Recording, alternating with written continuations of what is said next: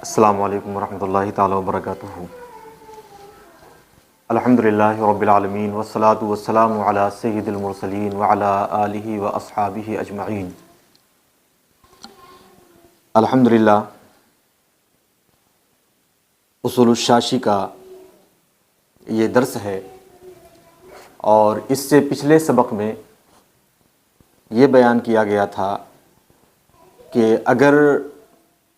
اس خاص کے مقابل اور معارض جو کتاب اللہ میں وارد ہے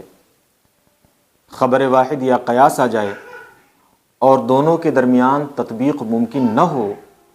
تو ایسی صورت میں خاص کتاب اللہ پر عمل کیا جائے گا، اور جو اس کے مقابل و معارض آ رہا ہے اس پر عمل ترک کر دیا جائے گا، اس کو چھوڑ دیا جائے گا۔ اب اس پر یہاں ایک مثال پیش کی جا رہی ہے جس میں یہ دکھایا جائے گا کہ خاص کتاب اللہ کے مقابل ایک قیاس آ گیا اور یہاں دونوں پر عمل ممکن نہیں تھا، تطبیق ممکن نہیں تھی، اس لیے قیاس کو ترک کر دیا گیا اور خاص کتاب اللہ پر عمل کیا گیا۔ فرماتے ہیں مثالہ فی قولہ تعالی یتربصن بانفسہن ثلاثۃ قروء۔ اس کی مثال اللہ تبارک و تعالیٰ کی ارشاد گرامی یتربصن بانفسہن ثلاثۃ قروء، یہ مطلقہ عورتیں اپنے آپ کو 3 قروء رو کے رکھیں، یعنی ان کی عدت 3 قروء ہے۔ اب یہاں لفظ قروء جو ہے یہ مشترک ہے طہر اور حیض کے درمیان۔ جب یہ لفظ مشترک ہے تو ایسی صورت میں ظاہر سی بات ہے کہ مشترک کا کوئی ایک معنی مراد لینے کے لیے کوئی وہاں پر قرینہ چاہیے کہ لفظ مشترک کا کوئی ایک معنی مراد لیا جا سکے، کیونکہ مشترک اس لفظ کو کہتے ہیں جس کے متعدد معنی ہوں، الگ الگ معنوں کے لیے وہ وضع کیا گیا ہو، چند معنی کے درمیان وہ دائر ہو، تو ایسی صورت میں پھر اس کا کوئی ایک معنی متعین کرنے کے لیے کوئی قرینہ درکار ہوتا ہے۔ اب یہاں لفظ قروء یہ مشترک ہے، تو اس کا جو بھی ہم معنی مراد لیں تو اس پر کوئی قرینہ چاہیے۔ فَإِنَّ لَفْظَةَ الثَّلَاثَةِ خَاصٌ فِي تَعْرِيفِ عَدَدٍ مَعْلُومٍ فَيَجِبُ الْعَمَلُ بِهِ۔ فرماتے ہیں کہ لفظ ثلاثہ یہ عدد معین کو بیان کرنے میں خاص ہے، یعنی ثلاثۃ ایسا لفظ ہے جو وضع کیا گیا ہے معنی معین کے لیے، اور جو لفظ معنی معین کے لیے وضع کیا گیا ہو وہ خاص ہوتا ہے، لہٰذا لفظ ثلاثۃ یہ خاص ہے جو اس آیت کریمہ میں وارد ہے۔ تو اب جو یہ لفظ ثلاثۃ ہے عدد معین کو بیان کرنے میں یہ خاص ہے، فیجب العمل بہ، لہٰذا اس پر عمل کرنا واجب ہے۔ اب یہاں تعارض ہو گیا خاص کتاب اللہ اور قیاس نحوی کے درمیان۔ قیاس نحوی یہ کہتا ہے کہ لفظ ثلاثہ یہ تانیث کے ساتھ وارد ہے، اور عدد کے سلسلے میں قیاس نحوی یہ ہے کہ واحد اور اثنین یہ دونوں مطابق قیاس، یعنی اگر معدود ہے، معدود مؤنث ہے تو یہ مؤنث ہوں گے، معدود مذکر ہے تو یہ مذکر ہوں گے، اور ثلاثہ سے لے کر کے 9 تک اگر عدد معدود اگر مؤنث ہے تو عدد میں علامت تانیث نہیں لائی جائے گی، اور اگر معدود مذکر ہے تو عدد میں علامت تانیث لائی جائے گی۔ اب لفظ ثلاثہ یہاں اس کے اندر علامت تانیث ہے، تو اس سے امام شافعی نے اس بات پر استدلال کیا کہ چونکہ لفظ ثلاثہ میں علامت تانیث ہے، یہ اس بات کی دلیل ہے کہ قروء یہ جمع مؤنث ہے، جمع مذکر ہے، جمع مؤنث نہیں ہو سکتا۔ قروء جمع مذکر ہے، جمع مؤنث نہیں ہو سکتا، کیونکہ اگر یہ جمع مؤنث ہوتا تو ثلاثہ میں علامت تانیث نہ ہوتی۔ تو علامت تانیث کا وجود اس بات کی دلیل ہے کہ قروء یہ جمع مذکر ہے۔ اچھا، تو اب قیاس نحوی جب قروء جمع مذکر ہے جو کہ قیاس نحوی کہتا ہے، تو فرماتے ہیں کہ اب جب ہم حیض اور طہر ان دونوں کو دیکھتے ہیں تو اس میں طہر مذکر ہے، لہٰذا قروء کو طہر پر محمول کیا جائے گا، اور جو عدت ہے وہ 3 طہر قرار پائے گی، اب یہاں فرماتے ہیں کہ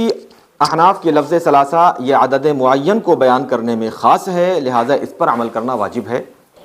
وَلَوْ حُمِلَ الْأَقْرَاءُ عَلَى الْأَطْهَارِ كَمَا ذَهَبَ إِلَيْهِ الشَّافِعِيُّ بِاعْتِبَارِ أَنَّ الطُّهْرَ مُذَكَّرٌ دُونَ الْحَيْضِ، اور اگر قروء کو طہر پر محمول کر دیا جائے، جیسا کہ یہ امام شافعی کا مذہب ہے، اس قیاس کی بنیاد پر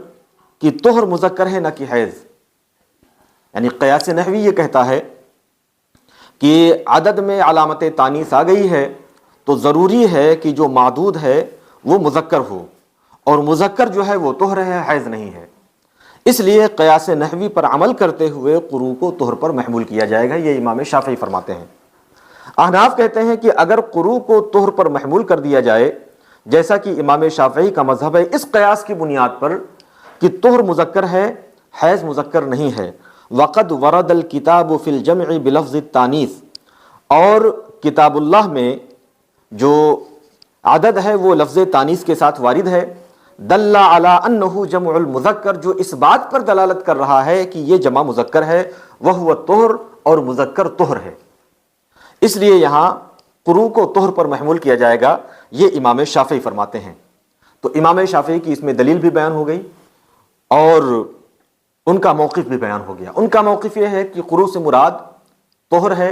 اور دلیل یہ ہے کہ کیونکہ عدد میں علامت تانیث ہے جو اس بات کی دلیل ہے کہ معدود مذکر ہے، اور مذکر جو ہے وہ طہر ہے، حیض نہیں ہے، اس لیے یہاں پر قروء سے طہر مراد لیا جائے گا، یہ امام شافعی فرماتے ہیں۔ اب مصنف فرماتے ہیں کہ اگر اس کو طہر پر محمول کر دیا جائے تو خرابی کیا لازم آئے گی؟ لزم ترک العمل بهذا الخاص، تو اس خاص کتاب اللہ پر ترک عمل لازم آئے گا۔ اگر یہاں اس قیاس نحوی پر عمل کر لیا جائے اور قروء سے طہر مراد لے لیا جائے، تو جو خرابی لازم آ رہی ہے وہ یہ ہے کہ ایسی صورت میں پھر جو لفظ ثلاثہ کا معنی ہے اس پر عمل نہیں ہو پائے گا، اور خاص کتاب اللہ پر ترک عمل لازم آئے گا۔ کیوں؟ لأن من حمله على الطہر لا یوجب ثلاثة اطہار، کیونکہ جو لوگ طہر پر محمول کرتے ہیں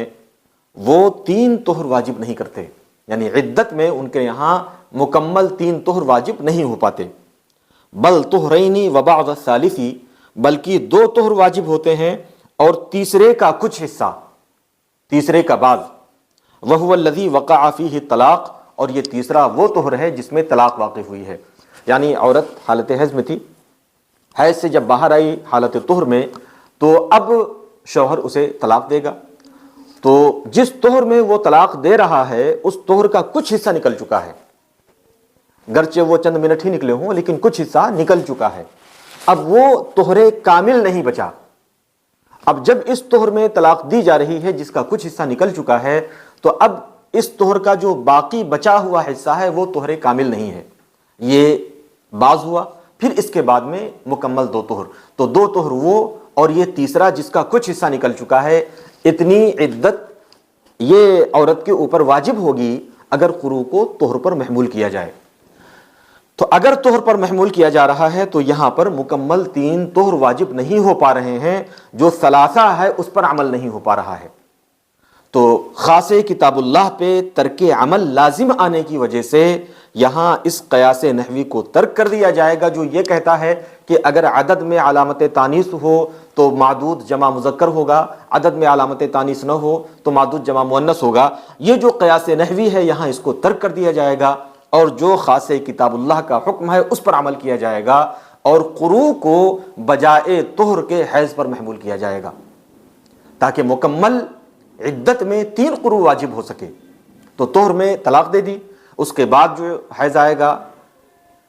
عدت شروع ہوگی یہاں سے، پھر اس کو حیض آئے گا اور پھر حیض آئے گا، تیسرا حیض مکمل ہونے پر عدت مکمل ہوگی، تو عدت جو ہے وہ مکمل 3 قروء تب ہو پائے گی جب ہم قروء کو حیض پر محمول کریں، تبھی خاص کتاب اللہ کے حکم پر عمل ہو پائے گا، اور اگر ہم طہر پر محمول کرتے ہیں قیاس نحوی پر عمل کرتے ہوئے تو ایسی صورت میں خاص کتاب اللہ پر ترک عمل لازم آئے گا، اور جب تعارض و ٹکراؤ ہو جائے خاص کتاب اللہ اور قیاس کے درمیان اور تطبیق کی کوئی صورت نہ ہو تو ایسی صورت میں خاص کتاب اللہ پر عمل کیا جائے گا، اور اس کے معارض جو قیاس آ رہا ہے اس کو ترک کر دیا جائے گا، اس پر عمل نہیں کیا جائے گا۔ تو الحمدللہ یہاں پر بڑی پیاری مثال حضرت مصنف علیہ الرحمہ نے بیان فرمائی، اوپر جو ضابطہ بیان کیا تھا اس کو واضح کرنے کے لیے، تاکہ جو ضابطہ اور قانون ہے وہ مکمل طریقے سے سمجھ میں آ جائے، اور امید ہے کہ اس وضاحت سے یہ بات جو حضرت مصنف نے اس میں بیان کرنا چاہی ہے وہ مکمل سمجھ میں آ گئی ہوگی۔ اگر کہیں کچھ اشکال رہ جائے تو آپ کمنٹ میں اپنا اشکال لکھ کر سکتے ہیں۔ اللہ تبارک و تعالی ہمیں علم نافع کی دولت سے مالا مال فرمائے، اور اپنے نیک بندوں کے نقش قدم پر چلنے کی توفیق عطا فرمائے۔ السلام علیکم ورحمۃ اللہ تعالی وبرکاتہ۔